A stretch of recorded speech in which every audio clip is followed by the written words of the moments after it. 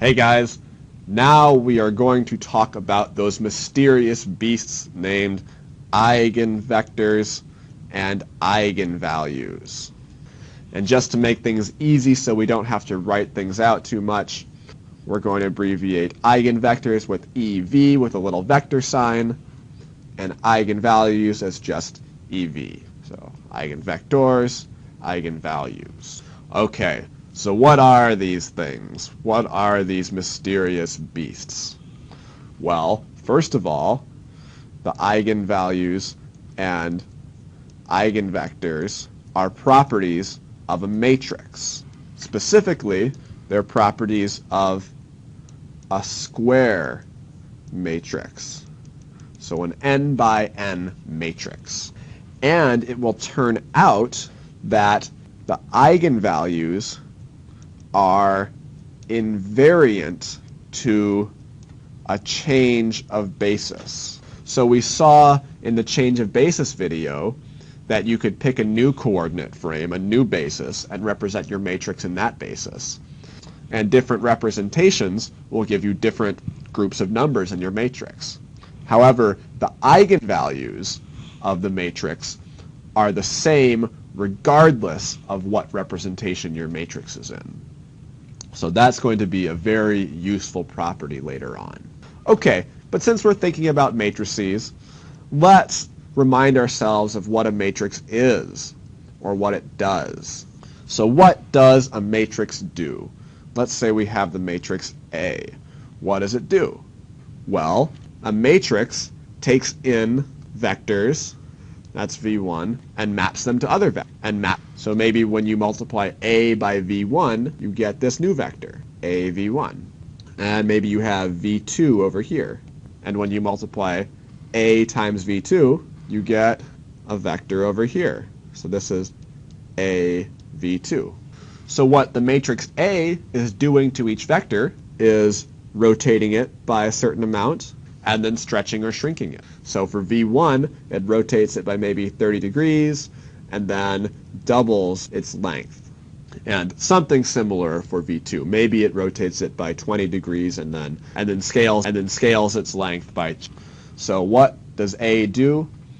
It rotates and stretches or shrinks vectors. So one way to talk about A is to make a big list of all the vectors you can possibly think of, and then say how much each one is rotated and each one stretches or shrinks when acted upon by A. And so you can do that if you have a lot of time in your hands, but it's really not a very good idea because the list of all possible vectors is infinite. Instead, what we can do is to concentrate on a very specific set of vectors, or a very special set of vectors, if you like. And talking about how each one of those rotates or stretches will actually completely describe what A can do to any arbitrary vector. And so let's say we have our matrix A and we're trying to figure out what the heck is going on with it.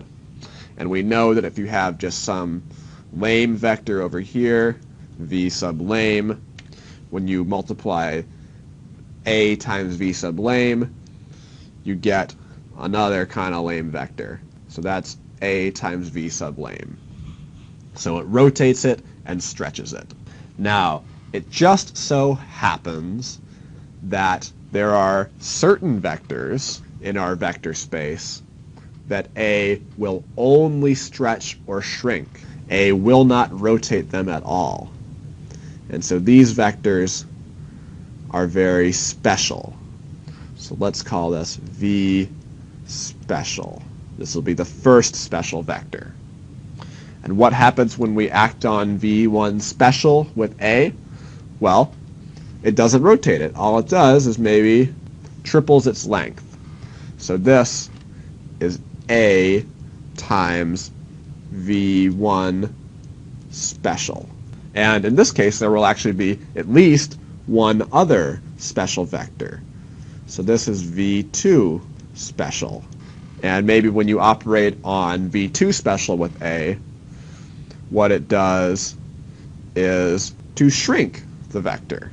So maybe that's A times v2 special. So all the special vectors, A just shrinks or stretches. It does not rotate them. And so what we have is that for a matrix A of dimension n by n, so remember we're dealing with square matrices now, there are at least n vectors that are only shrunken or stretched by A. So when A acts upon these vectors, it only stretches or shrinks them. It does not rotate them. And so these are our special vectors. And you know what? In German, the word for special is eigen, or something like that. So these are called eigenvectors. And the specialness, well, they're special for a lot of reasons, but the first reason they're special is that A only stretches or shrinks them. So let's call the set of eigenvectors E1 through En. So maybe V special 1 was just equal to E1, and V special 2 was equal to E2. So if the matrix A only stretches or shrinks eigenvectors, we can write out A times an eigenvector, let's start with the first eigenvector, is equal to some constant times that vector. So the output is in the same direction as the input.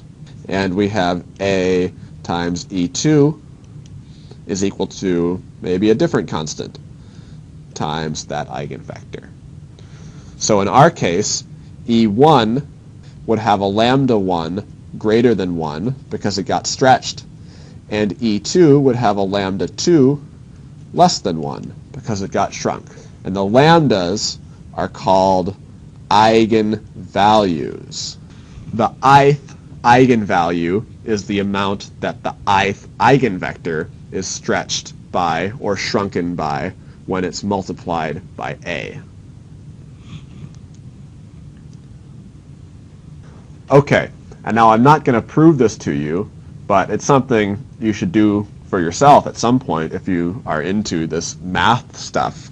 But if A is symmetric, so the entries below the diagonal are reflections of the entries above the diagonal, that means that its eigenvectors will be orthogonal. So if A is symmetric and we drew its eigenvectors, there will always be a right angle between them. And if we were in three-dimensional space, there would be a right angle between all of the eigenvectors. All of the eigenvectors would be mutually orthogonal to one another. So, what I claim is that in this case, knowing the eigenvectors and the eigenvalues tells you what A will do to any vector. So if we know all the eigenvalues and the how can we figure out what A times an arbitrary vector will be? Well, since our eigenvectors are all orthogonal, and we usually take, I forgot to mention this, we usually normalize the eigenvectors so that they have length 1.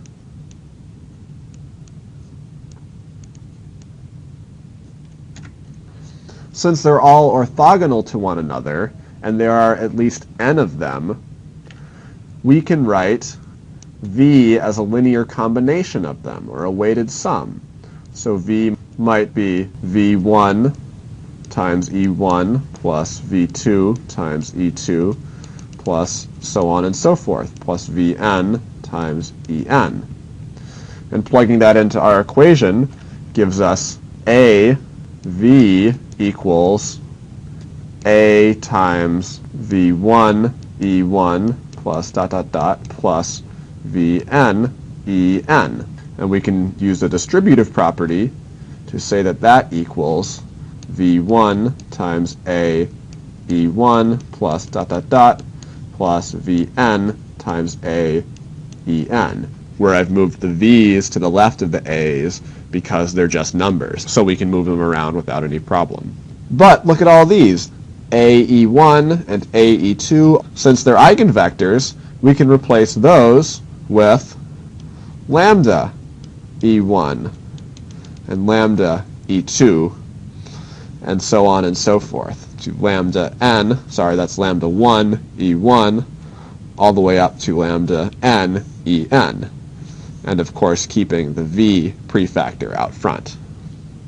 So, just like that, we have figured out what AV equals just by knowing the eigenvalues and the eigenvectors. Okay, so let's say that we have some symmetric matrix and it has a couple of eigenvectors. So E1 and E2. And maybe in this basis, E1 is, let's say, 3 over square root of 10, comma 1 over square root of 10. And in that case, E2 would be minus 1 over square root of 10, 3 over square root of 10. And so that's an example of the actual numbers that you might put in your description of your eigenvector. And so if we were to change basis, so if we had this be x1 nu and this be x2 nu, then our representations of the eigenvectors would change. And so the actual numbers that go into your eigenvectors depend on what basis you're looking at. However, in a certain way, even though the numbers change, they're still the same eigenvectors. E1 is going to be right there no matter what my coordinate frame is, and E2 is still right there no matter what my coordinate frame is. But most importantly, the action of A upon those vectors is going to be the same regardless of what basis I'm in. So as long as I write A in the correct basis, and remember I can do that by saying A in the new basis, some change of basis matrix times A in the old basis times the inverse of that matrix. So as long as I write my A in the correct basis, it's going to do the same thing to my eigenvectors. And what does it do? Well, it'll scale them by their respective eigenvalues. So this leads us to the conclusion that the eigenvalues, so lambda 1, lambda 2, all the way to lambda n, are independent of the basis you're in. So the actual numbers you put down in the eigenvectors will depend on the basis, but the amount that they're stretched or scaled by, provided you represent A in the new basis, will not change. So the eigenvalues of the matrix are independent of the basis that you're in. That's pretty cool. That's kind of like saying the side lengths of a triangle are independent of how that triangle is rotated in space. We're finding invariant quantities of the matrix. And so, if you noticed, when we wrote out our eigenvectors in terms of the actual numbers up here, that was kind of messy in our standard x1, x2 basis. I don't like square roots and everything like that, and I especially don't like negative numbers. And I especially don't like it when every element of the vector has a weird, ugly number. So the last question we'll ask is, can we find a basis in which the eigenvectors will be less messy? And the answer is, of course we can. So let's clean things up just a little bit so we don't get confused. The point is to not be messy, right? And let's say, where were our eigenvectors? There and there. That was E1 and E2. We had x1 and x2. So what we can do is choose the basis that lines up with our eigenvectors. So this is the eigenbasis. And in this case, what is E1 in the eigenbasis? Well, that's easy. Since it's only along one direction, the first direction, it'll just be 1, 0. And what's 2? What's E2 in the eigenbasis? Well, it's only along the other dimension, so that'll just be 0, 1. So this is a much cleaner representation of our eigenvectors than representing them as stuff with square roots of 10 in them. This is, in a way, the most natural representation. So how to think of this is as the fact that the eigenvectors of a matrix form the most natural representation of the matrix. And so why is it natural? Well, what this means is that all of the special vectors, so all of the vectors that just get scaled, are those which lie along the axes you're using to represent your vector space. So that's pretty neat, wouldn't you say? And here is the icing on the cake. We showed how to represent a matrix in a new basis. And so if you're representing a eigen in a new basis, that would be equal to x times your original A in your standard basis, or in your original basis, times x inverse. And so these are and so here the x's are the matrices that change basis into the eigenbasis.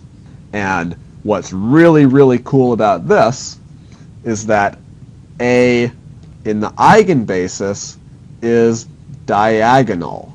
So all of the entries except for the diagonal entries are 0. And what do you think goes in the diagonal entries?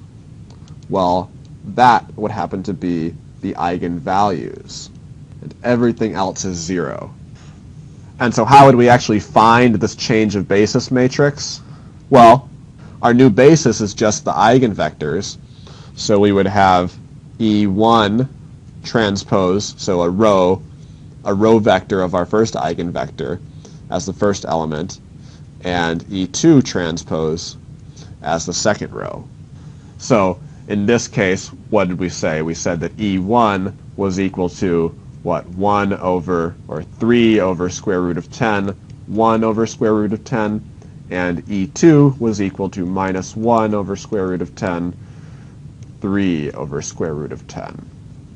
So if this guy is x eigen, then A eigen will just be this times your original A times the inverse of x eigen.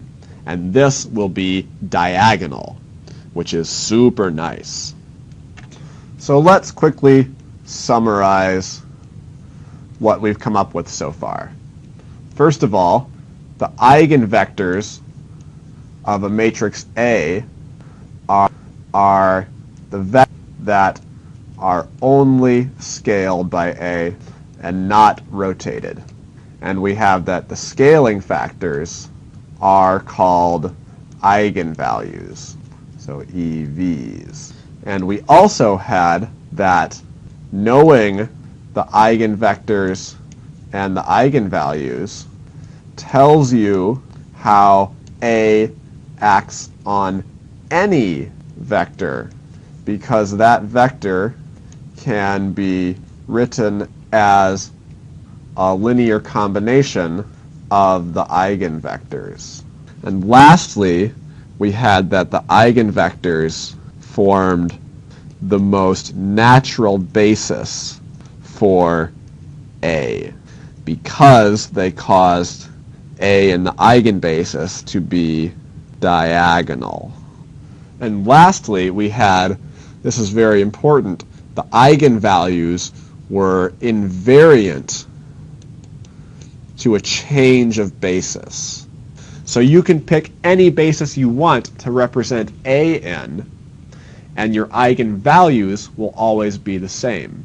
Because remember, when we represent A in a new basis, what we're doing is finding the transformation of A that preserves its action. And its action can be defined by what it does to the eigenvectors, namely multiplying them by their eigenvalues.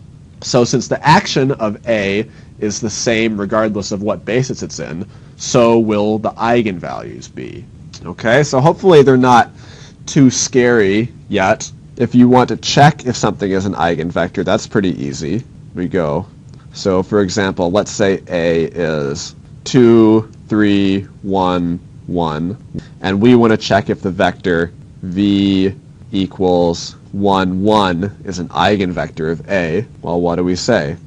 So we can write out AV is equal to 2, 1, 3, 1 times 1, 1. And that's equal to 5, 2. And 5, 2 is clearly not a multiple of 1, 1. So V is not an eigenvector.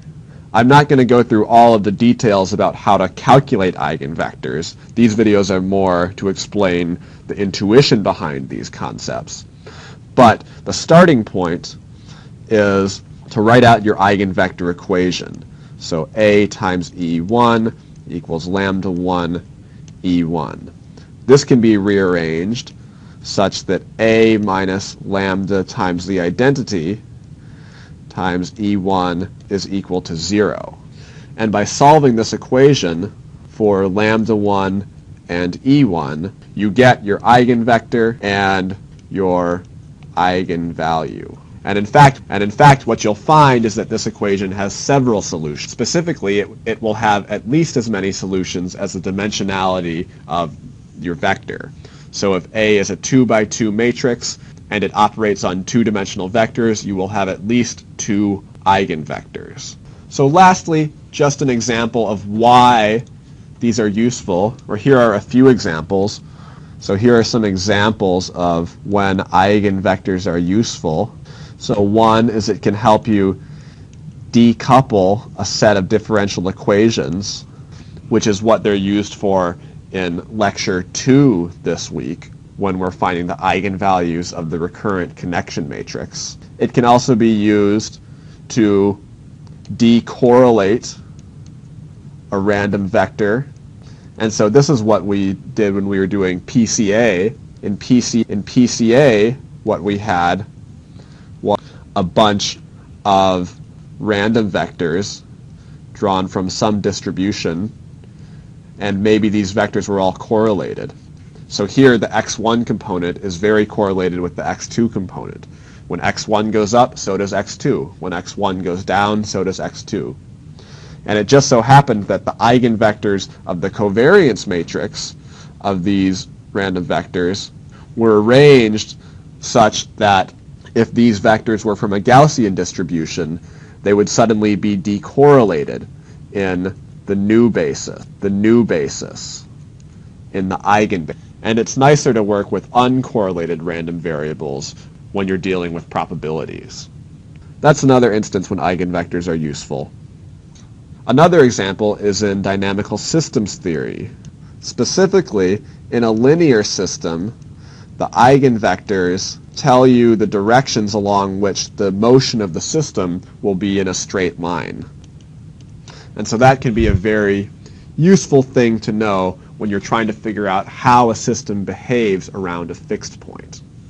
So that's all I've got for eigenvectors. Again, the purpose of this was not to go through and solve a bunch of complicated mathematical problems, but rather just to give you a perspective of what eigenvectors were all about.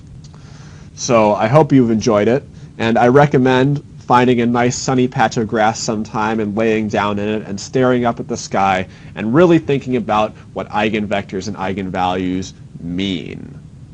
Linear algebra is a fascinating subject, and understanding the properties of a system or the properties of a matrix that are invariant with respect to change of representation is really an interesting thing to meditate on. So thanks for listening. I'll see you next time.